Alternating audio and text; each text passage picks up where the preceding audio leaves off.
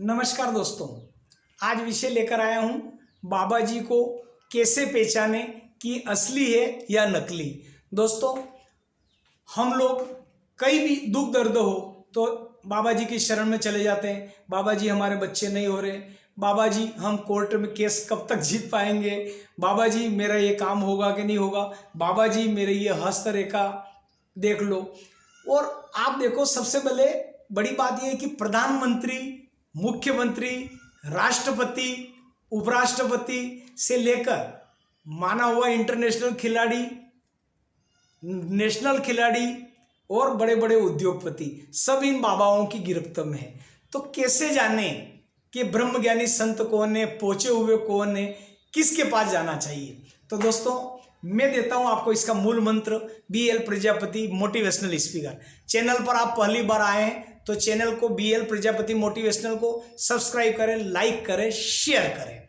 दोस्तों, किसी भी संत के पास जुड़ने से पहले कहते हैं कि गुरु करो जानकर, पानी पियो छान कर। ये कहावत आपने सुनी। जब भी आप गुरु बनाएं तो उस गुरु के पहले आचरण देखें, अभी उसके मतलब उनके कथनी और करनी में कितना अंतर है, उनको भक्तों की संख्या कितनी है, और वो भक्तों की संख्या है तो उनका परिवर्तन हो रहा क्या, वो मतलब खुद बाबा जी कह रहे हैं वो इस अमल सिद्धांत पे चल रहे कि नहीं चल रहे। एक बार स्वामी जी की बात बता रहे हैं कि कोई माता अपने बच्चे को ले गई थी कि स्वामी जी, विवेकानंद जी की बात है कि ये गुड़ मतलब जो है बहुत खाता है, मेरा बच्चा छुड़ा दो। तो स्वामी जी गुड़ खाते थे तो उन्होंने बोला कि ठीक है, इसको कल लाना। फिर जब वो कल लाए तो उन्होंने बोला कि परसों लाना। तो 2 दिन के बाद उसको समझाया बच्चे को कि भैया गुड़ नहीं खाना।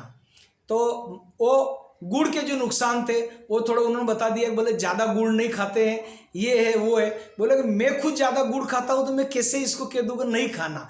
फिर गुड़ के बारे में थोड़ा सा उन्होंने उसके बारे में समझाया कि ठीक है, ज़्यादा गुड़ खाने से क्या नुकसान है, ये वो वगैरह, और कम गुड़ हो थोड़ा कभी तो ये वो पूरा बताया कि स्वास्थ्य की दृष्टि से ये वो। तो उस माई ने बोला कि ये बात आप 1 रोज और 2 रोज तक आपने मेरे को भटकाया तो बता सकते थे स्वामी जी। बोले जब मैं खुद गुड़ खाता था तो दूसरे को कैसे उपदेश दे दूँ।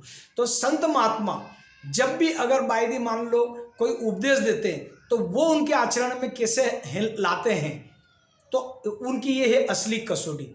आज आप देखिए, संत आशाराम बापू जी ब्रह्मज्ञानी संत थे और वो 12 साल लगभग जेल में बिताने के बाद उनको अब पहली बार जमानत मिली। और आप उनकी सच्चाई देखना हो तो आप देखिए कि जहां वो हॉस्पिटल जाते हैं तो वहां पे संख्या में लोग, हजारों की संख्या में से हाथ जोड़ के खड़े रह जाते हैं। जब वो कोर्ट में जाते थे तारीख पे, तब वहां की बेल मतलब जो लोग दर्शन करते थे तो उनकी गाड़ी निकलती थी तो अपने रज सिर पे लगाते थे। क्यों? कि आसाराम बापू जी के अंदर ध्यान की सिद्धि है। उन्होंने लोगों को ध्यान के द्वारा इतना मतलब जन्म कुंडली उनकी कुंडलिनी शक्ति जागृत कर दी कि वो समझने लग गए कि मानव जीवन काहे के लिए मिला है। तो जो आपको जीवन में जीना सिखा दे, अपने सिद्धांतों में भी जो आपको ब्रह्मचर्य का पालन करना सिखा दे, जो आपको सच और झूठ में पता करवा दे, जो ऋतु अनुसार खान पान करके मनुष्य जीवन में क्या करना क्या ना करना ये सबके बारे में सिखा दे, वो असली संत है।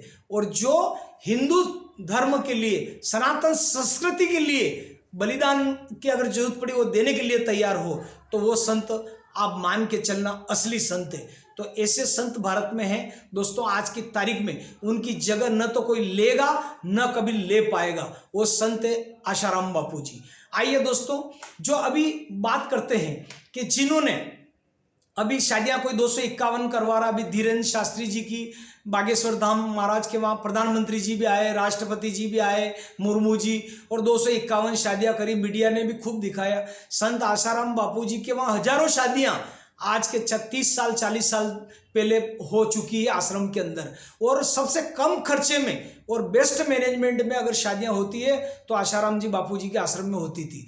ये तो अभी 10-12 साल से, जब से बापू जी जेल मंदिर गए तब से नहीं हो पाई, वरना सबसे कम खर्चे में अगर शादी का सिद्धांत अगर दिया है तो आशाराम बापू जी ने। और शादी होने के बावजूद भी बच्चों को ब्रह्मचर्य के प्रति इतने संस्कार दिए कि किसी का तो 1 साल का ब्रह्मचर्य का व्रत लेते, कोई 2 साल का लेते। ठीक है, शादी हो गई, बच्चे बच्ची हो गई, लेकिन उसके बावजूद भी अगर आज की तारीख में अगर आप सबसे ज्यादा ब्रह्मचर्य के पालन करने वाले बच्चे बच्ची देखेंगे तो वो आपको दिखेंगे संत आशाराम बापू जी के। और आशाराम बापू जी ने केवल ये शादी ब्याह भी नहीं करवाया, जन्म आपकी कुंडलिनी शक्ति जागृत करी, उसके अलावा माता पिता का मातृ पितृ पूजन प्रोग्राम शुरू कराया, बाल संस्कार केंद्र उन्होंने शुरू करवाए, और उन्होंने जगह जगह गौशाला बनाई और गाय का, जैसे कृष्ण भगवान ने उनका पूजन पाठ वगैरह किया, ऐसा बापूजी ने बोला कि हिंदू धर्म में गाय वगैरह नहीं कटना चाहिए और इनका पालन होना चाहिए, इनका दूध दही गौमूत्र सभी पवित्र माना गया है। ऐसी महिमा बताने वाले संत आशाराम बापू जी है। तो दोस्तों, पंडित धीरेन्द्र शास्त्री जी, उनको भी हनुमान जी का इष्ट है और वो भी 28-29 साल की उम्र में बहुत अच्छा काम कर रहे हैं, बहुत बढ़िया काम कर रहे हैं। आज आप देखिए 28 साल की उम्र में 300 करोड़ का बेड का हॉस्पिटल कैंसर का नींव रख दी उन्होंने और शुरुआत हो चुका है काम। और आप देखिए कैम्ब्रिज विश्वविद्यालय यूनिवर्सिटी में पढ़े हुए लोग इस देश का बंटवारा चाहते जाति गणना के माध्यम से। तो बुद्धि कहाँ चलती? संत महात्माओं के पास। तो जो अच्छा कार्य करते हैं, चाहे धीरेन्द्र शास्त्री हो या आचार्य प्रशांत जी हो, मोरारी बापू हो, राधा स्वामी जी हो, बाबा रामदेव जी हो, ये सब काम जो सनातन संस्कृति के लिए कर रहे हैं, देश हित के लिए कर रहे हैं, हिंदू धर्म के लिए कर रहे हैं और सभी के लिए कर रहे हैं। तो इनके लिए सदा दोस्तों, ये जहाँ जहाँ जाए इनके काम को हमेशा बढ़ावा देना चाहिए। और तन मन धन से इन संस्थाओं में यदि आप डोनेशन भी करते हैं तो 1000% आपका धन सुरक्षित है। दोस्तों, मैं दावे के साथ कह सकता हूं कि इन संस्थाओं में पैसा किया हुआ एक पैसा भी आपका दुरुपयोग नहीं होगा। तो ये ऐसी जगह करें, संत महात्माओं जो देश हित में काम करे, जो प्राणी मात्र का उद्धार करे, जो सबको सही रास्ता दिखाए, वो बाबा असली है। और जो केवल अपनी झोलियां भर ले, कानो मानो कुर, मैं तेरा गुरु, तू मेरा चेला, तू दक्षिणा दर, चूताए तर या मर, मुझे तो दक्षिणा दर, ऐसे गुरु नकली और पाखंडी होते। तो सावधान रहना। आज के बाद असली गुरु की यही पहचान है कि सबका हित करे, सबके उन्नति का मार्गदर्शन करे और जो बिना पैसे में सारा कार्य आपके लिए करवा रहे हैं, बहुत अच्छी बात है। अपनी श्रद्धा अनुसार कुछ ट्रस्ट को आप डोनेशन करो तो जरूर करना चाहिए, क्योंकि शास्त्रों में भी लिखा हुआ है, हमारे वेदों में लिखा हुआ, पुराणों में लिखा हुआ है कि इनकम का 10% हिस्सा हमको डोनेट देना चाहिए। तो जरूर देना चाहिए। असली संत की यही पहचान है कि भले ही संत के ऊपर कितनी विपत्ति आ जाए तो लेकिन वो मतलब जो है गुरु चेला के संबंध बराबर रहते हैं। अभी जैसे सुरेशानंद जी के बारे में मालूम पड़ा मीडिया के माध्यम से कि गुरुदेव के उन्होंने दर्शन किए। कितनी बड़ी बात है कि 12 साल के बाद गुरु दर्शन का मिलाप हुआ है और वो कहीं भागते नहीं फिर रहे हैं। जैसे मीडिया वाले ने बोला कि इंदौर से आशाराम बापू वहाँ गए, वहाँ भागे। अरे भागते तो तुम फिर रहे हो। चित्रा पाटी और दीपक चौरसिया की क्या हालत है, गुरुग्राम में उनकी चप्पलें घिस गई, गुरुग्राम हरियाणा कोर्ट में, मुंह पर पट्टी बांध के घूमते फिर रहे हो तुम, वो अपराधी जो एडिटिंग करके न्यूज चले आसाराम बापू जी की। जो संत है, महात्मा है, वो तो पहले भी हृदय से रमण करते थे और आज भी हृदय से रमण करते हैं। सबका मंगल, सबका भला चाहते हैं और संत महात्मा से आप जुड़िए। यह इस जीव का भी उद्धार होगा और अपना परलोक का भी उद्धार होगा। और मनुष्य जीवन यह 84 लाख योनि में मिला है। अच्छे गुरु करिए और गुरु करने से ही आपका भवसागर पार होगा। कृष्ण भगवान ने सांदीपनी जी को गुरु बनाए और रहे।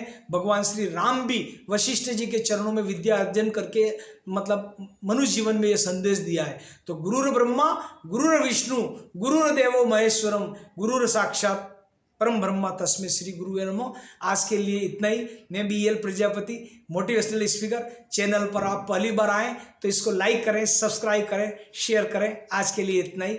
हरिओम, जय श्री कृष्ण।